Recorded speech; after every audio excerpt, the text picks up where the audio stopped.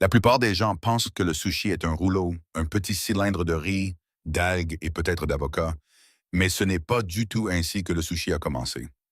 Les rouleaux sont en fait l'une des formes les plus récentes de ce plat. Le sushi original, le tout premier, n'est qu'un petit monticule de riz pressé avec le pouce, recouvert d'une fine tranche de poisson. Il n'y a pas d'algues, pas de roulage et pas de filet de sauce.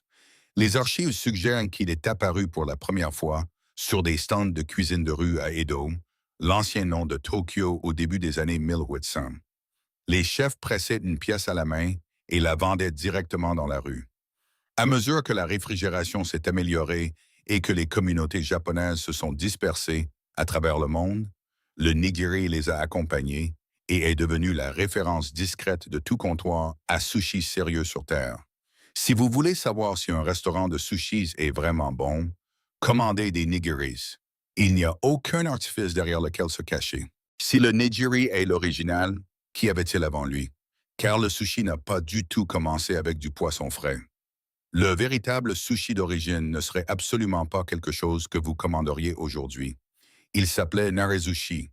Il consistait dans du poisson tassé fermement dans du riz et laissé à fermenter pendant des mois, parfois même plus d'un an. Quand il était enfin prêt, le riz était jeté. Il n'a jamais été destiné à être mangé. Le riz n'était qu'un réceptacle pour la fermentation, un moyen de conserver le poisson avant l'existence de la réfrigération. Les archives suggèrent que cette technique s'est répandue dans les communautés fluviales d'Asie du Sud-Est et de l'Est et a été largement documentée au Japon il y a peut-être plus de 1000 ans. On peut encore trouver du narezushi fabriqué dans la préfecture de Shiga au Japon aujourd'hui, mais c'est rare. Son odeur est intensément âcre et il ne ressemble en rien à ce que vous trouvez dans votre restaurant de sushi local. Le maki existe en partie à cause d'une algue dont presque personne ne voulait. Le nori, la feuille soit enroulée autour d'un maki, était à l'origine un sous-produit de la pêche. Il poussait sur les filets. Les gens le grattaient et pendant longtemps, il a été considéré comme ayant peu de valeur. Puis quelqu'un a trouvé comment le sécher et le presser en feuilles plates, une technique généralement attribuée aux communautés de pêcheurs de la baie de Tokyo pendant la période Edo. Cela a tout changé. Soudain, on disposait d'un emballage bon marché et transportable, et le maquis est né. Roulez le riz et la garniture en un cylindre serré sur une natte en bambou. Enveloppez-le de nori, coupez-le en rondelles et vous obtenez quelque chose d'abordable, facile à préparer en grande quantité et facile à manger. C'est devenu un aliment de base pour le déjeuner au Japon et, finalement, le format qui a conquis les supermarchés du monde entier. Mais ensuite, quelqu'un a pris le modèle et a complètement enfreint les règles, et cela ne s'est pas passé au Japon, mais en Amérique du Nord. Le California Roll ne devrait exister selon aucune définition traditionnelle du sushi. Certains récits affirment qu'il a été inventé à Los Angeles. D'autres disent Vancouver. Le débat n'a jamais été totalement tranché. Ce qui est convenu, c'est qu'il est apparu quelque part en Amérique du Nord dans ces années de 1970. La raison même de son existence est que les clients américains ne voulaient pas manger de poisson cru. Un chef a donc préparé quelque chose sans poisson cru, a utilisé de l'avocat pour obtenir cette texture crémeuse et beurrée que le thon cru apporterait normalement, a ajouté du simili-crabe, puis a inversé toute la structure, de sorte que le riz se retrouve à l'extérieur du drap et le nori caché à l'intérieur. Cette conception inversée était véritablement radicale à l'époque. C'est aujourd'hui le type de sushi le plus commandé aux États-Unis et ce fut la porte par laquelle la plupart des clients occidentaux sont entrés dans la culture du sushi. Voici quelque chose qui changera discrètement votre façon de parler dans les restaurants de sushi. Le sashimi n'est pas du sushi. Il ne l'a jamais été. Le sashimi n'est que du poisson cru tranché sur une assiette, sans riz. C'est tout. Commander du sashimi et l'appeler sushi est l'une des erreurs les plus courantes dans la culture gastronomique en dehors du Japon. Et au Japon, c'est le genre de chose qui fait discrètement grimacer les chefs. Les archives suggèrent que la tradition de trancher et de manger du poisson cru au Japon est en fait antérieure au format du sushi lui-même.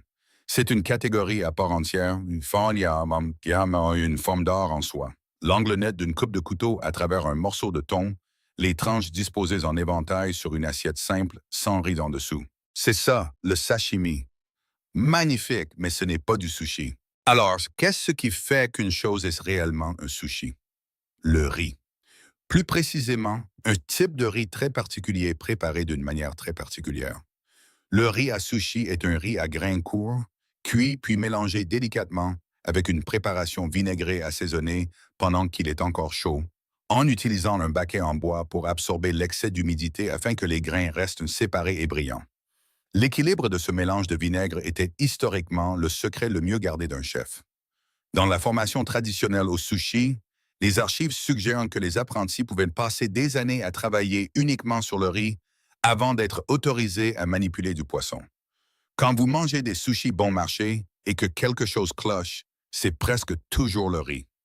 Le grain n'est pas le bon, la texture est mauvaise, l'équilibre est incorrect. Le riz est la fondation de tout.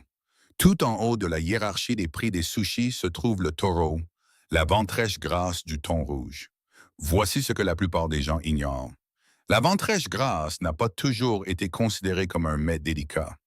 Dans l'ancienne culture gastronomique japonaise, les coupes maigres étaient une privilégiée et la ventrèche grasse était souvent jetée. À un moment donné au 20e siècle, cette perception s'est complètement inversée. Et aujourd'hui, la qualité la plus prisée, appelée Otoro, peut coûter plus cher au gramme que l'or. Un seul thon rouge a été vendu pour plus d'1 million de dollars aux enchères au marché de Toyosu à Tokyo. Imaginez le poisson sur une plaque de glace dans une immense salle des ventes. Des acheteurs en bottes blanches marchant autour dans le froid du petit matin. Le persillage ressemble presque à celui d'un beau steak. De la graisse blanche traversant une chair rouge foncée. Alors que la demande mondiale a explosé, les inquiétudes concernant la surpêche ont fait de même et les populations de thon rouge ont par conséquent subi une forte pression. Le sushi au saumon cru n'existait pas au Japon avant les années 1980. Le saumon du Pacifique n'était traditionnellement pas consommé cru au Japon en raison de craintes liées aux parasites, et le saumon de l'Atlantique originaire de Norvège n'avait aucune histoire dans la cuisine japonaise. Mais la Norvège avait un surplus de saumon de l'Atlantique d'élevage et avait besoin d'acheteurs. Une délégation commerciale norvégienne aurait passé des années à essayer de convaincre l'industrie japonaise des fruits de mer de l'essayer, et l'idée a été rejetée à de nombreuses reprises avant de finalement s'imposer. La chair rose orangée, propre, douce et riche en graisse, a fini par trouver son public et aujourd'hui, le saumon est la garniture de sushi la plus commandée au monde, selon la plupart des sources. La Norvège a accidentellement bâti une industrie mondiale. Les rouleaux au thon épicé sont sans doute les rouleaux les plus populaires en Amérique et ils étaient à l'origine fabriqués à partir de restes lorsque les chefs préparaient du thon frais pour les nigiris. Les morceaux trop petits ou trop irréguliers pour être tranchés proprement étaient mis de côté. Ces chutes étaient hachées finement, mélangées à une sauce épicée et tassées dans des rouleaux. Certains récits suggèrent que les épices étaient en partie là pour équilibrer la saveur de morceaux qui n'étaient pas tout à fait de première qualité. Le résultat, cette pâte de thon en morceaux rouge-orangés imprégnés de sauce, est devenue l'une des choses les plus addictives de tout menu de sushi. C'est aujourd'hui un produit phare de tous les restaurants à tapis roulants et des rayons de sushi de supermarchés dans le monde entier. Cela a transformé la partie la moins prestigieuse du poisson en le rouleau le plus consommé, ce qui est soit une astuce brillante, soit un accident véritablement heureux. Le mot omakase signifie quelque chose comme « je m'en remets à vous ». Et dans sa forme la plus authentique, c'est exactement ce qui se passe. Vous vous asseyez à un comptoir, souvent un simple lombard en bois de hinoki, et vous ne dites rien de ce que vous voulez. Le chef décide. Chaque pièce est préparée et placée devant vous une par une, souvent directement sur le comptoir, sans même une assiette. Certains restaurants omakase accueillent moins de 10 personnes. Certains ne proposent qu'un seul service par soir dans des villes comme New York, Londres et Sydney. Un dîner omakase peut coûter plusieurs centaines de dollars par personne. C'est devenu une catégorie de luxe mondial entièrement fondée sur la confiance. Le client remet le contrôle total au chef. C'est la forme de sushi la plus personnelle et, selon la personne derrière le comptoir, peut être le repas le plus mémorable que vous ferez jamais. Le nigiri à l'oursin était fabriqué à partir de l'intérieur d'un oursin noir ou violet à pointe, retiré du fond de l'océan.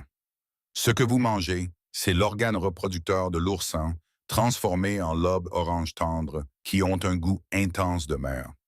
Sa récolte nécessite d'ouvrir l'oursin à la main dans l'eau, un processus qui comporte un risque réel de se faire piquer par les épines. Le meilleur uni provenant souvent d'Hokkaido au Japon est considéré comme un ingrédient de référence, mais l'oursin est consommé dans les cultures côtières du monde entier, notamment en Italie, au Chili et le long de nombreuses autres côtes.